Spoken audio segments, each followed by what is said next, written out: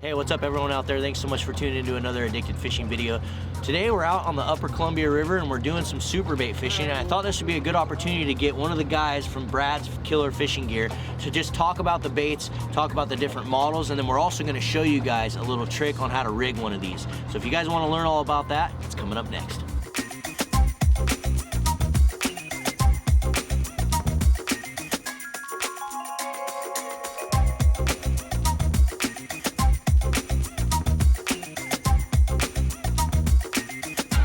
All right, everyone, before we get this video started, if you could do me a huge favor, go down here below, smash that thumbs up button, and make sure you drop a comment and let us know where you're tuning in from. We like to know where all you addicts are around the country, especially when we're talking about these little guys. So let's fill these guys in. First, introduce yourself, and then let's talk about the different ones of these awesome trolling lures that you guys make. You betcha. Yeah, Scott Call with Brad's Fishing Gear.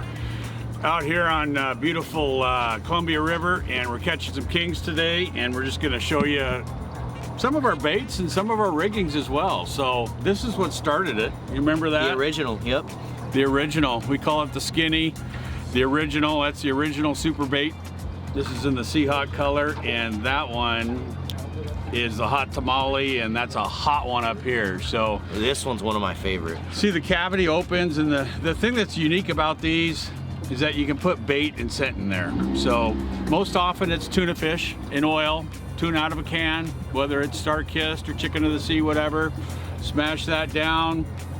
You can add other scents to it, like your Addicted blend, salmon, which is a really good scent. Yep. And put the rubber band back on Just throw top the rubber band on there. and rig it and good to go. So this is what it started with. So you came out with the original. Yeah. And then what'd you do? And then jumped into the cut plug. So this is a cut plug here. This is our full-size cut plug.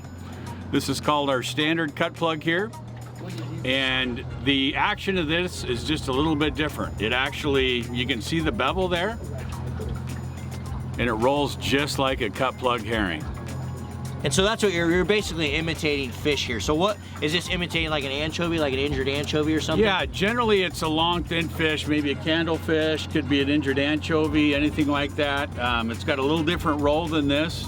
And these things spin basically when they're in the water. And we're gonna roll some B-roll for you right now, just to show you how these work.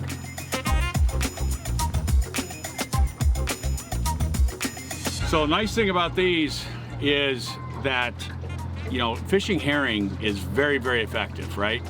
It's been what people have been doing forever. Yep. The one problem with fishing herring, you're always questioning, am I really fishing? Yep, especially if you get a bite or if you're in a hot bite, yep. Did you get short strike? Did you know, is there something on there you don't know if you're fishing anymore? Did the hook blow out? Is it a tough current? You know, you don't know you're always fishing. That's the beauty of these. You know you're always fishing. You know you're always fishing. And same thing, you can crush up little herring or anchovy or whatever to throw it inside the bait. Sardine, anchovy, we see all sorts of stuff. Yeah. So now we go, and you started basically just downsizing the herring, right? The cut plug. Yeah. Match the hatch, right? So some areas it's a smaller bait presentation. So went down to the mini.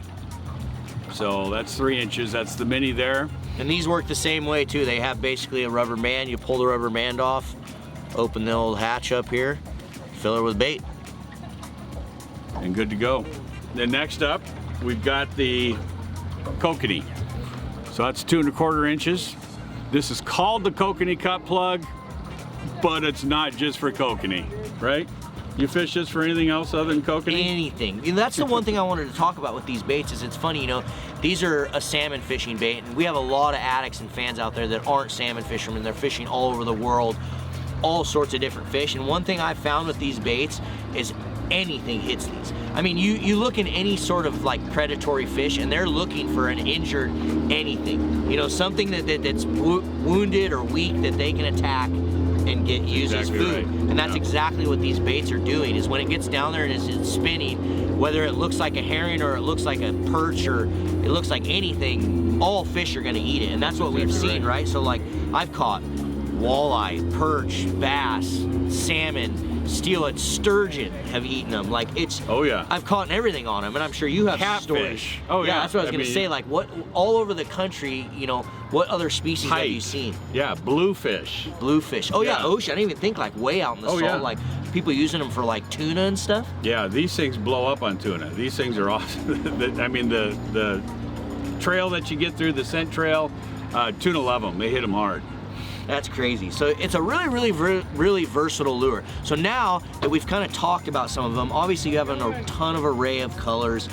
You've covered the size facets, but one thing we always get the questions about is how to rig these things. Yeah. Like the different ways to rig them. So we're gonna show you today how to rig a Kokanee cut plug, and I'm gonna drop some links down below because we have a few other videos where we show you how to rig all these other setups, but we've never really showed how to rig a Kokanee, and then you do it a different way. We're gonna show you guys a little trick using a bobber stop that's become more and more popular on how to rig these things. So that's what we're gonna do right now.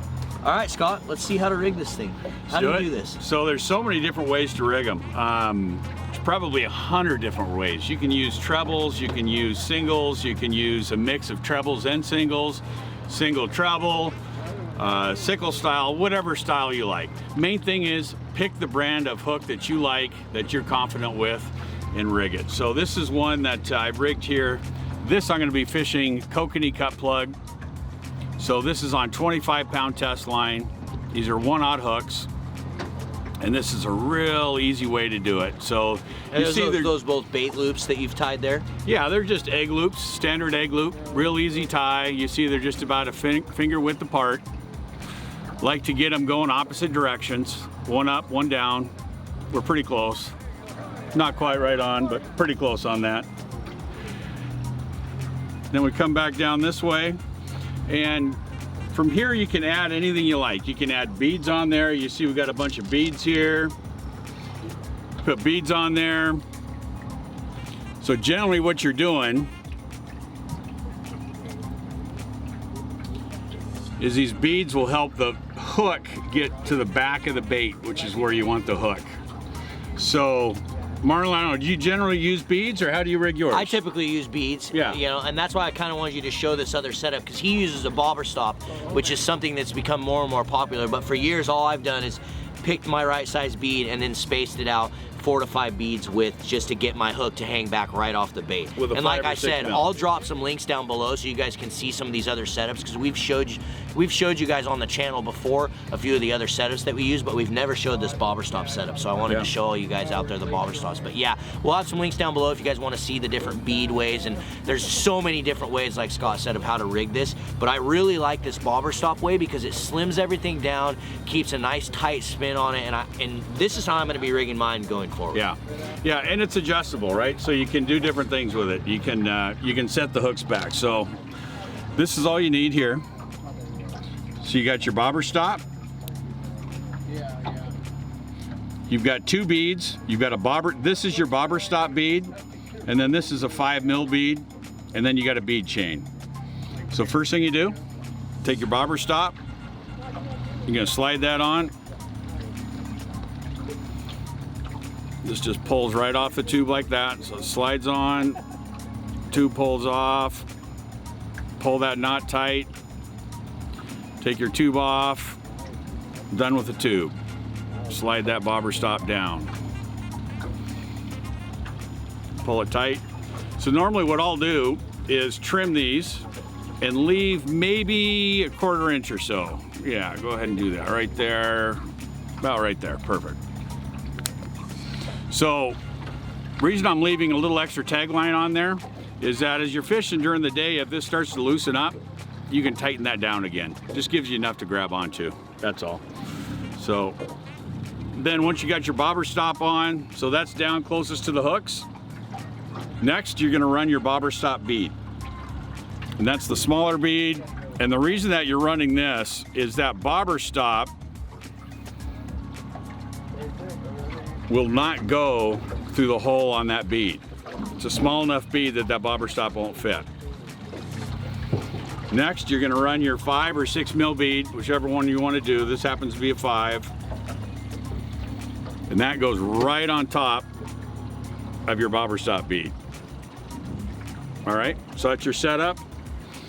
And I'll show you why we're doing that here in a sec. So You'll notice on these Kokanee cut plugs, we have a hook garage and then another area for your line to go through as well. You can put your line through there, through both, and it just gives a different action. With this, I'm generally just going through the front hook garage and then the outside hole there. You notice there's 2 holes. It gives a different action depending on which one you use. Generally going out here, it just gives a little bit more of a wobble action, which is what I'm looking for. So now that this is up like this, you can see why we've got that 5 mil bead. What it's going to keep do, your bobber stop from going up in that cavity. Exactly. Keep your bobber stop and your hooks from going up in that cavity. So the beauty of this, so I'm generally coming back with my hooks right so the gap is right about the tail of the bait, right there, the first hook, right about the tail. And then the second hook is trailing back there. And that's how it's rigged. So, and you fished this before, I know, because we're fishing out here today, so sometimes you get some short biters. Yep. And so how would you adjust that? I'm just gonna pull the hooks back, Real right? easy to do. And that's what's nice about this. You just adjust your bobber stop up, and now you're hanging it back there farther. Look at that. Now you're back in a hang back position. Not having to cut and retie. And you can't do that with beads. That's the Can't do other, that with you know, beads. once you space them out with your beads, you're stuck into that position. Whereas this, you can adjust throughout the day if you are getting short That's biters. exactly right. It's a game changer in my opinion, for sure. It is a game changer. It's been on the down low for a long time. A lot of guides were doing this, not really saying much about it. But hey, word's getting out and we're here to educate, right? Exactly. That's what it's all about. We want you guys to be successful out there, so. The other thing, you know, not only is it enables you to change the hang back and stuff, but it's less gear. So you're gonna get a little better action. You don't have as much weight on there. You're gonna get a better spin, more action, it's versatile. It's a great way to do it. And I'm telling you, these Kokanee cut plugs for salmon, especially midday when the sun's high, these are hot. It's less intrusive. It's not as threatening to the salmon. And you fishing for salmon? Same thing. So, you know, we were talking about the beginning of the day. You know, one thing I'm really big on is I will start the day typically with all originals.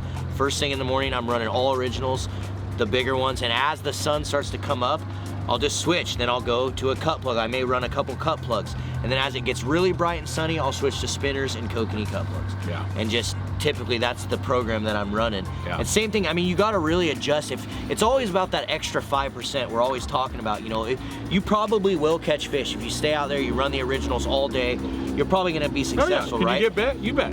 But then you're going to have a guy like Ryan who's fishing next to you and you're going to be frustrated because he's hooking 5 or more to your 1. Yeah. So just making those switches is really important throughout the day, in my opinion. No, that's exactly right. And we've seen the exact same thing. I mean, the big profile early in the morning before the sun's up makes a big difference. That size profile.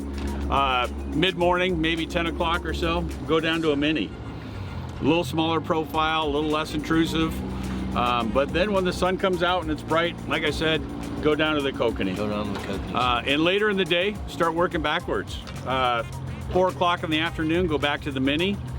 And then when the sun goes down, it's starting to go down, it's getting dark out, that bigger profile again. We've tried this time and time again, and I promise you, you're gonna get bit more often running that sort of program than you are just fishing this one way all day long. Awesome, awesome. I want you guys to drop some comments down below. And I want to know what other fish you guys have caught. Like, I want to know if you guys are addicts out there watching, what species have you caught on any of these baits that Brad's makes? Because it's interesting, like I said, to just know all the random. It's funny, we tried it when we were up fishing the Upper Columbia last time, and it was a perch killer. We could not keep the perch off of the thing. I mean, it was like every time we deployed it, we had a perch. So, Hey, did you see that thresher shark the other day? Yeah, I did. On the super bait? Thresher shark, I think that's a first. a shark. So these things really, really do work for 80-pound everything. thresher shark. It's just crazy. So thanks again for tuning in. We appreciate every single one of you guys. We'll have some links down below so you guys can check all these things out, and we'll see you on the river. Thanks, guys.